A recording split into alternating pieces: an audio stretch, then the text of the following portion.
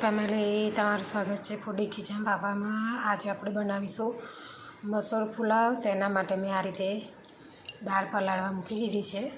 તેને આપણે 3 થી 4 કલાક માટે પલાળી રાખીશું દાળને।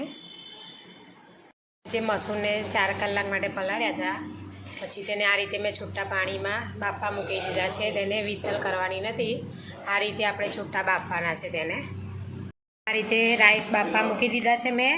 હવે તેમાં આપણે સ્વાદ પ્રમાણે થોડું મીઠું નાખી દઈશું, જેથી કરીને ભાતમાં મીઠું ભરાઈ જાય। આ રીતે રાઈસ છે બાફવા મૂક્યો તો તે રીતે બફાઈ ગયો છે। હવે તેને આ રીતે મેં છૂટો કરી દીધો છે ખુલ્લા વાસણમાં। દાળને પણ આ રીતે છૂટી મેં બાફી હતી, જો આ રીતે બફાઈને રેડી થઈ ગઈ છે। આ રીતે જો કમ્પ્લીટ આ રીતે કઢાઈમાં મૂકી દીધી છે। તેમાં તેલ રેડી છે। તેલ ગરમ થાય એટલે તેમાં આપણે જીરું નાખી દઈશું।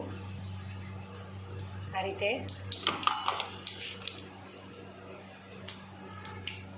તેમાં તમાલપત્ર નાખી દઈશું। આ રીતે આપણે મીઠા લીમડાના પાન નાખીશું। આ રીતે હવે જે કેપ્સિકમ આ રીતે સમાર્યા છે તે નાખીશું।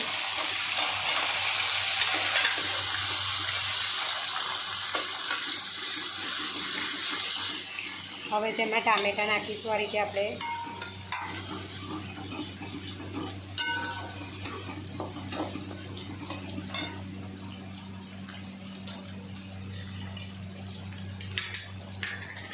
તેમાં થોડું મીઠું નાખીશું, જેથી કરીને આપણે વેજીટેબલ ચડી જાય અંદર। આ રીતે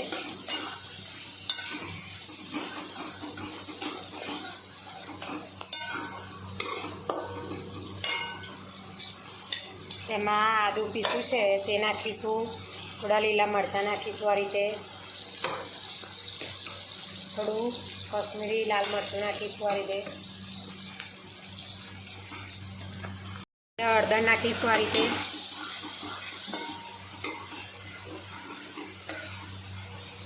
હવે તેને શેકી લેવાનું છે। આ રીતે આપણે આ રીતે ડુંગળી એડ કરી દઈશું।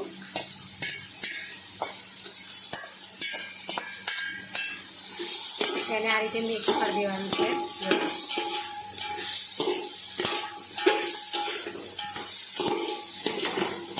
આમાં તમને જે વેજીટેબલ્સ જેમ કે ગાજર છે, વટાણા પણ તમે નાખી શકો છો। આમાં કોબીજ, ગાજર, વટાણા પણ નખાય એમાં। મારી જોડે જે વેજીટેબલ અવેલેબલ છે તે નાખીશું અંદર।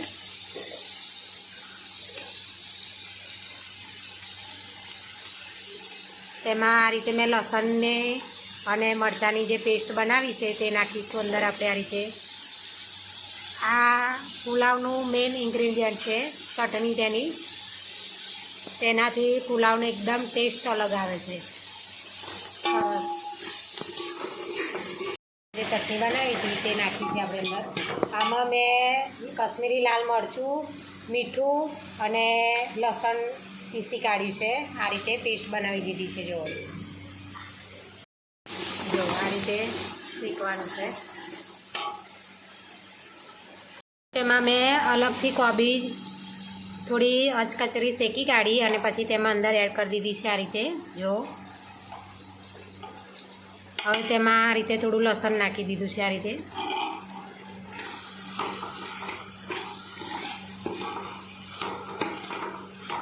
હવે તેને આ રીતે શેકી કાઢીશું આપણે બધું।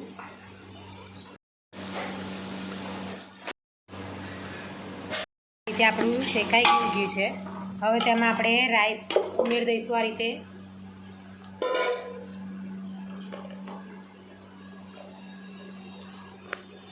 મસૂર આપણે બાફ્યા હતા તે ઉમેરી દઈશું।